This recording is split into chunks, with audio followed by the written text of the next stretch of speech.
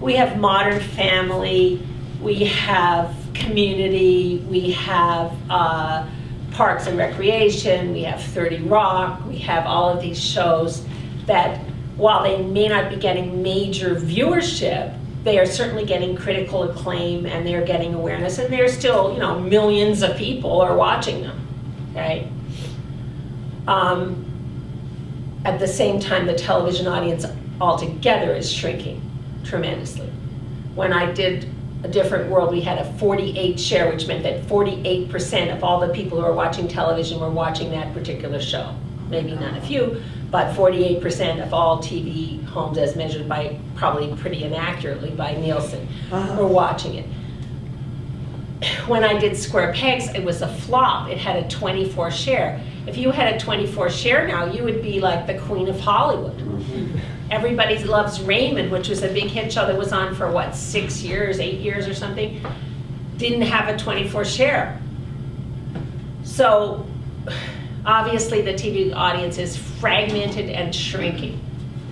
So how do you get them back? How do you get their attention? Part of it is the whole concept of grabbing people's attention with shorter and shorter things. If you look at Modern Family, it's all a lot of very short scenes.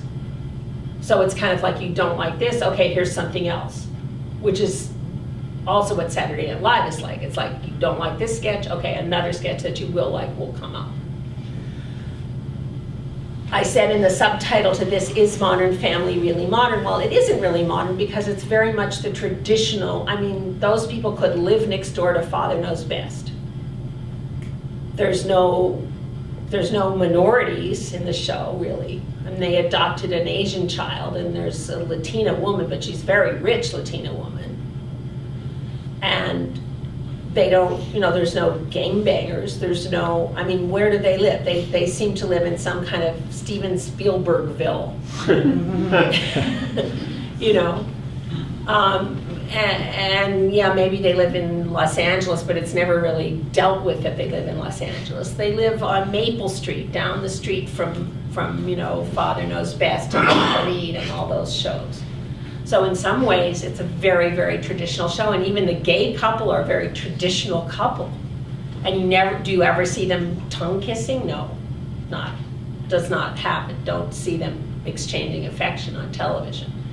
So it's still pretty darn conservative, but it has adopted the colors of trendiness in that it has a gay couple, it has a Latina woman and her son, you know, it has intermixed generations, it has an adopted Chinese or Vietnamese baby, it has all of these sort of marks of trendiness, and it has very short, boom, click, click, fast, funny scenes.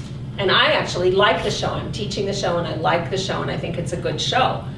But it's not exactly groundbreaking, really. And with rare exceptions, groundbreaking is what doesn't stay on television. When I was first doing Saturday Night Live, people kept saying to me, but your show's been canceled, right? This was back in 1975. It's canceled. I'd be like, no, actually, it's kind of popular, kind of getting to be popular, because they just thought that it was too good and that it couldn't stay on television because it was too good and it was too unusual and it couldn't possibly stay on television. But the reason that it stayed on television, the reason it got on television in the first place, it was an unusual time. It was a time where television executives were asking themselves puzzledly, what are the kids into these days? Having gone through the 60s and Watergate and the war and all of this stuff. And it was also a piece of real estate in television that nobody wanted, which was Saturday night at 11:30, where they showed reruns of The Carson Show. Because Ain't No Way Johnny was working on Saturday night. So nobody cared about it. The total budget for each show, the first year of the show, was $750,000. That's what it cost to make Saturday Night Live. Halfway through the year, they said to us, you have to write for existing sets because we've spent all the set budget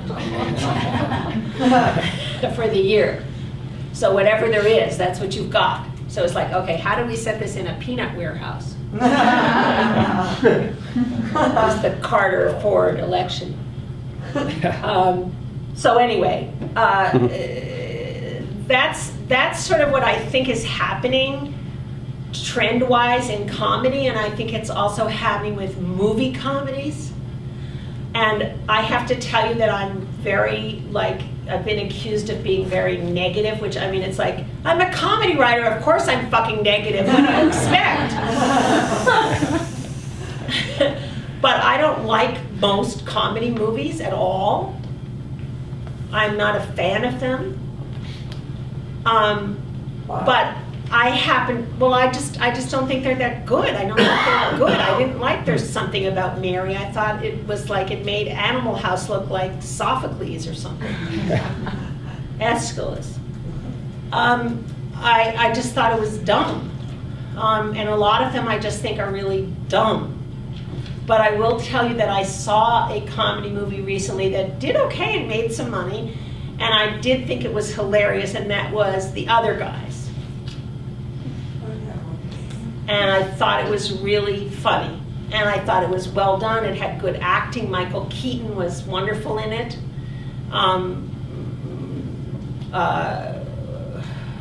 Marky Mark, little Marky Wahlberg, who's now Mark Wahlberg, of course, was actually pretty funny in it.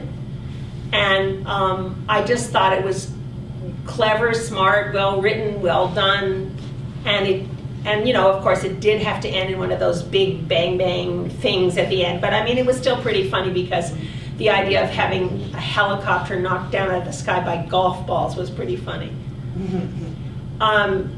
And it was very New York.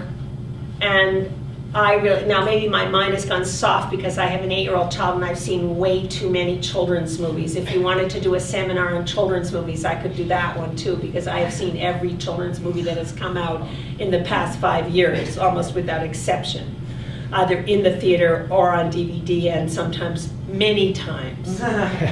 Sometimes over and over and over. I know all the nuances of the movie Snow Buddies.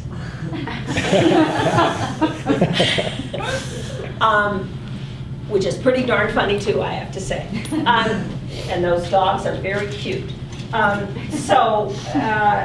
You know, I did feel heartened by that. I did feel like that it was a trend, you know, that it was a sign of something positive. But I would like to know what your questions are and what you would like to talk about. And I also would be interested to know what you guys like and what you think is funny. First of all, I want to ask, do you watch television? People who watch television raise their hands? Just about everybody. Okay. And what do you watch? Anybody? What do you watch comedy-wise that you like? 30 Rock. 2.5 Men. 2.5 Men. Okay. And 30 Rock. Okay. The Office. The Office. Sunny in Philadelphia, yeah, absolutely. Daily Show. I just say that because that show has been so troubled. Oh, really? Yeah. Oh yeah, and it's moved networks. Didn't it change networks and survive now? I think it's. Did it survive? It's been hanging by a thread since almost it started. But no, I think it's a good show. It's a good show. And Community, yes. Okay. Anything else? Simpsons, God.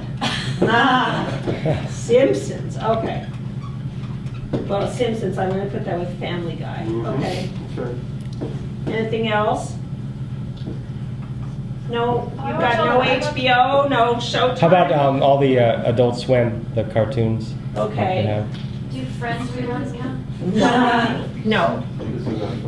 No, if it's on in reruns at 11:30 at night, I think we're not going to put it on this list. Okay, what else? Entourage? Oh, yeah. Entourage, yes. These guys. Entourage, although some people feel it's jumped the shark. Do you know what that expression means? Yeah. Yeah. Back Well, on his time.